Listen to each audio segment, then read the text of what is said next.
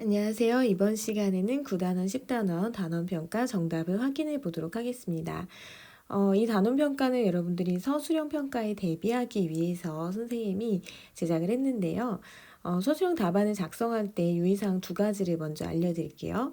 첫 번째는 핵심 키워드를 반드시 적어야 합니다. 선생님이 채점을 할 때 키워드를 썼는지 안 썼는지를 기준으로 채점을 하기 때문에 선생님이 오늘 설명을 하면서 이게 핵심 키워드야 라고 알려줄 거예요. 그러면 그거를 기억했다가 수능 답안 작성할 때 키워드를 꼭 넣어서 작성을 하시기 바랍니다. 두 번째는 문장으로 서술을 해야 합니다. 이 말의 의미는 이게 서술형 평가거든요. 단답형 평가가 아니에요. 그래서 단어로만 썼을 때 감점이 있을 수 있기 때문에 뭐뭐이다 라고 끝나는 문장으로 서술을 해야 합니다. 네, 첫 번째 문제부터 보도록 하겠습니다. 1번 문제는 정치의 역할을 쓰는 거예요.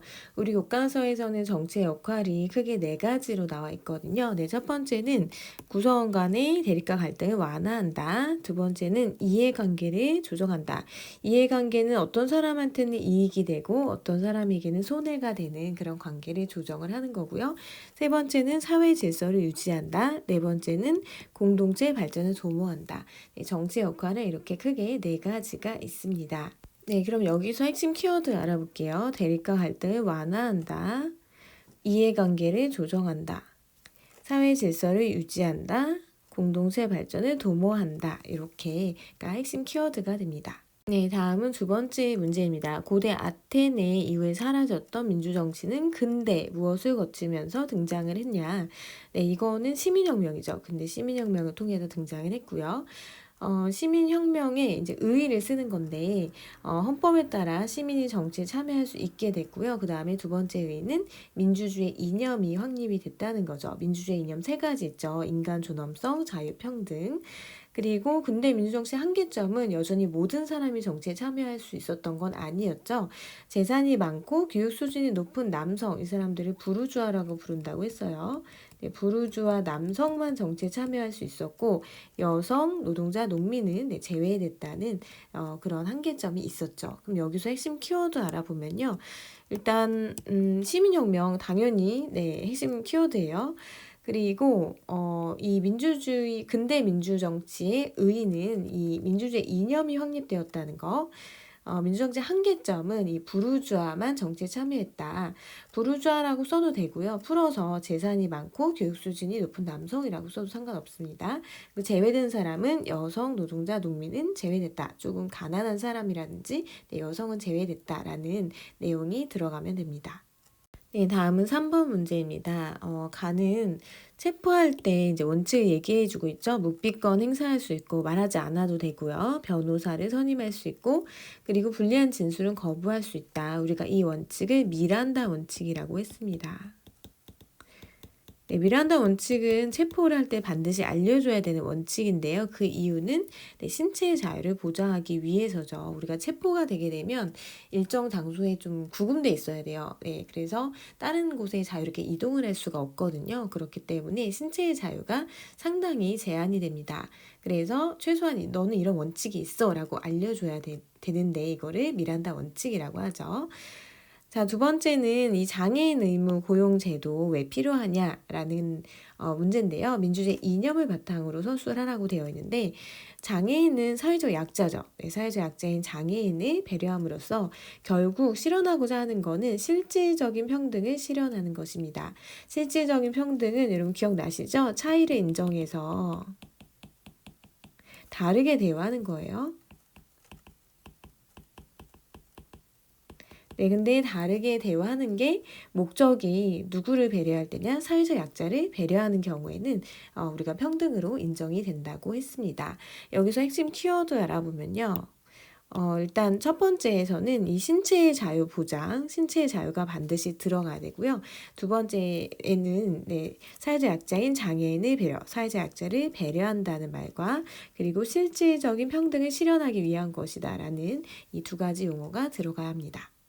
예, 다음은 4번 문제입니다. 여기 나와 있는 민주정치의 기본 원리는 국민이 스스로 국가를 다스려야 한다. 우리가 이거를 국민 자치의 원리라고 했죠. 고대 아테네에서는 직접민주주의, 모든 시민이 정치에 참여하는 직접민주주의 실시했지만 대부분의 국가는 직접민주주의를 못한다고 했죠. 그래서 현재 이 가에 들어갈 용어를 선생님이 여기 안 썼는데 가에 들어갈 용어는 간접민주주의 또는 간접민주정치 또는 이제 대의제죠. 그리고 그 방식을 서술하라고 했는데 그 방식은 국민이 직접 하는 게 아니라 국민을 대표하는 대표자를 선출해서 국가를 다스리는 방식을 우리가 간접민주주의라고 하죠. 선생님이 이렇게 표현을 했는데 국민이 있으면 직접 하는 게 아니라 우리가 선거를 통해서 대표자를 뽑죠. 이 대표를 뽑아서 대표한테 중요한 정책 결정과 의사결정을 대신 맡긴다라고 했습니다. 그래서 대표가 대신 의사를 결정한다라고 해서 대의제라고 얘기했었죠. 네, 그러면 여기서 핵심 키워드 알아보면요. 1번 같은 경우에는 국민자치라는 말이 반드시 들어가야 되고요. 그 다음에 가에 들어간 용어, 이거는 단어기 때문에 틀리면 안 돼요. 간접민주정치, 그리고 대의제 또는 대의제의 방식은 국민이 대표자를 선출하는 거예요. 대표자를 선출해서 국가를 다스리는 방식을 이야기합니다. 그래서 이제 선거가 굉장히 중요하다고 했죠. 우리의 대표를 뽑는 선거가 굉장히 중요하다. 이런 얘기를 수업 시간에 했었습니다. 네, 5번 문제는 서술형 문제는 아니에요. 네, 근데 여러분들이 정부 형태를 헷갈려 하는 것 같아서 한번 문제로 내보았습니다. 일단 각국 같은 경우에는 A당이 다수당이 됐는데 근데 행정부 수반은 B당이래요. 네, 이렇게 그 의회와 행정부가 따로 구성되는 이런 정부 형태를 우리가 대통령제라고 합니다. 즉 각국은 대통령제예요. 만약에 각국이 의원 내각제라면 행정부 수당은 A당에서 나와야 되죠. A당이 다수당이기 때문에. 근데 지금 입법부 행정부가 별도로 구성이 됐기 때문에 서로 다른 거예요. 그래서 A당과 정치적 대립이 우려되고 있다. 지금 A당이 다수당인데 대통령에 속한 이 B당, 여당은 B당이 이런 상황을 우리가 여소야대라고 했죠. 대통령제에서는 이 여소야대 정국이 펼쳐질 때, 즉 대통령에 속한 당이 의회에서 적고 그리고 대통령에 속하지 않은 이 야당이 많은 이런 상황일 때는 정치적인 대립, 의회와 정부 간의 대립이 격화될 수 있다라고 했습니다. 한편 을국 같은 경우에는 좀 다른데 C당이 다수당인데 C당이 집권당이 됐대요. 그리고 C당의 대표가 행정부의 수반이 됐대요. 지금 총선을 한 번 했더니 이 입법부와 행정부가 동시에 구성이 됐죠. 네, 을국 같은 경우에는 의원 내각제입니다. 자, 그러면 다음에 나와 있는 특징이 각각 각국 의원 내각제인지 대통령제인지 여러분들이 찾아서 표시를 하면 됩니다. 먼저 행정부 수반의 지위와 국가 원수의 지위를 한 사람이 동시에 갖는데요. 이거는 여러분 대통령제죠. 왜냐하면 대통령제에서는 대통령이 행정부의 수반이자 국가를 상징하는 국가 원수로서의 역할을 한다고 했습니다. 의원 내각제는 두 개가 다르다고 했죠. 행정부의 수반은 총리지만 국가 원수는 왕이나 또는 대통령이 있을 수 있다라고 했습니다. 두 번째, 내각 불신임권과 의회 해산권 이런 게 있는 거는 의원 내각제입니다. 그 다음에 세 번째는 다수당의 횡포가 우려난다. 다수당의 횡포는 의원 내각제에서 그 다수당, 지금 C당 같은 경우가 다수당인데 이 다수당이 의회에서도 굉장히 발언권이 세고요. 그리고 행정부에서 정부를 이 C당이 구성을 하고 있잖아요. 이런 경우에 의회와 내각을 한 당이 독점을 하게 돼요. 의회 내각을 독점을 하게 될 경우에는 다수당의 횡포가 우려된다고 했죠. 이거는 의원 내각제에 대한 설명입니다. 네 번째, 권력 분립의 원리를 보다 충실하게 실현한다. 권력 분립이라는 거는 입법부, 행정부, 사법부가 서로 정확하게 분리되어 있고 나눠져 있는 거죠. 그래서 입법부와 행정부의 관계가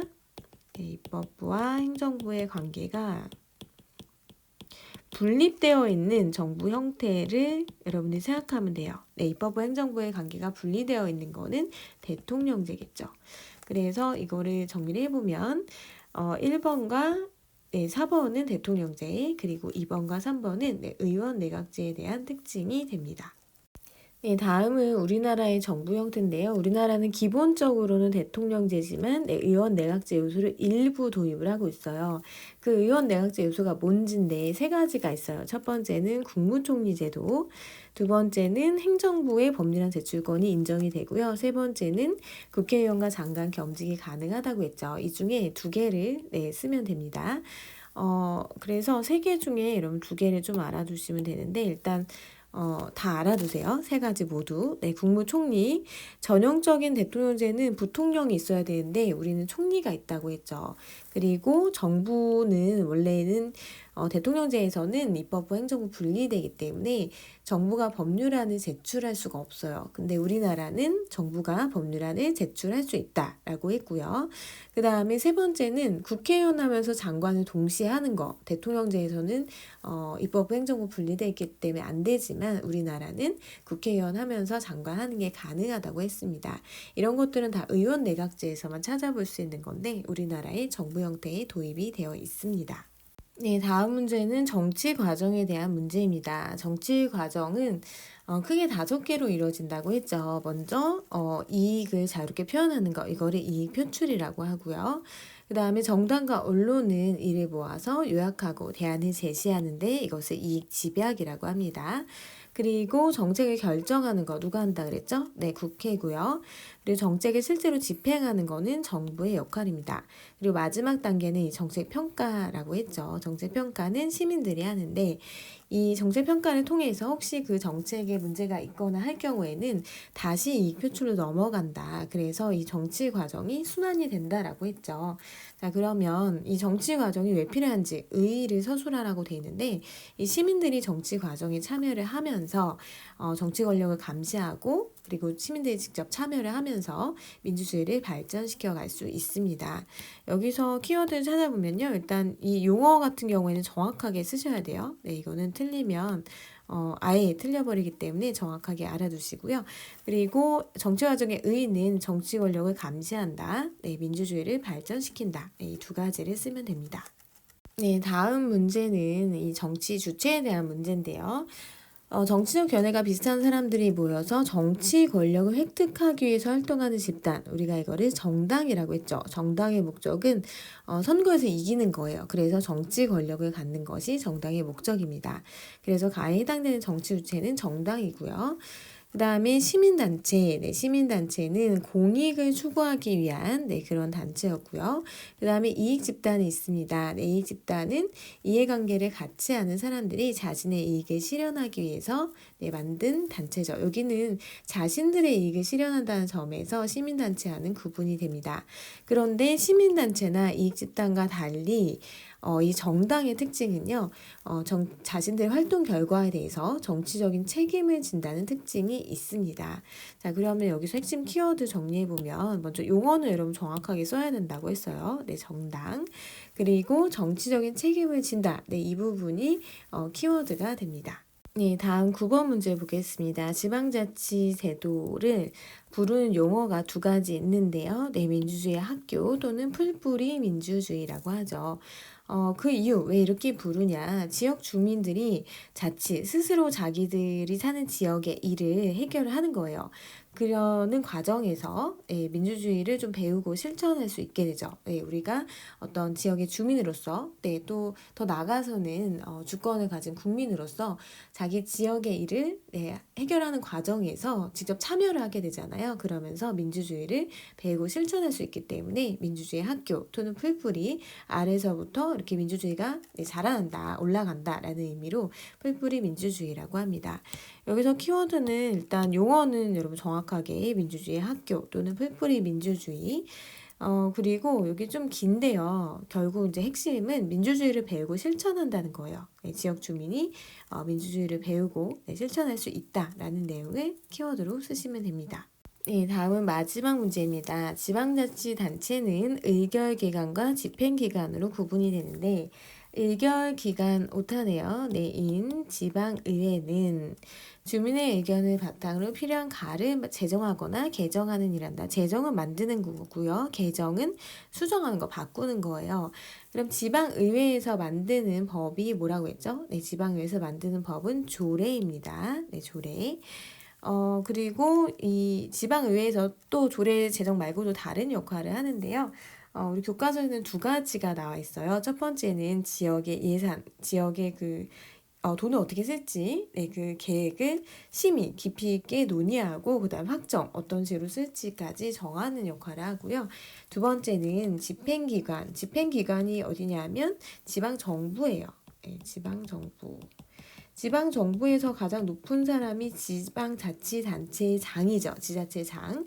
네, 그 사람이 일 잘하는지 아닌지 견제하고 네, 감시하는 역할까지 하고 있습니다. 그럼 여기서는 이제 키워드가 조례, 이거 맞춤법 틀리면 안 돼요. 네, 잘 보세요. 여이고요. 그 다음에 지방의회에서 하는 게 지역의 예산을 심의하고 확정한다. 네, 그리고 집행기관을 견제하고 감시한다. 라는 내용이 들어가면 됩니다. 네, 이렇게 해서 우리 1번부터 10번까지 서술형 문제 저 앞에 확인해 봤는데요. 혹시 뭐 궁금한 점이 있으면 댓글로 남겨주시거나 아니면 학교에서 네, 선생님한테 찾아와서 네, 물어보시면 됩니다.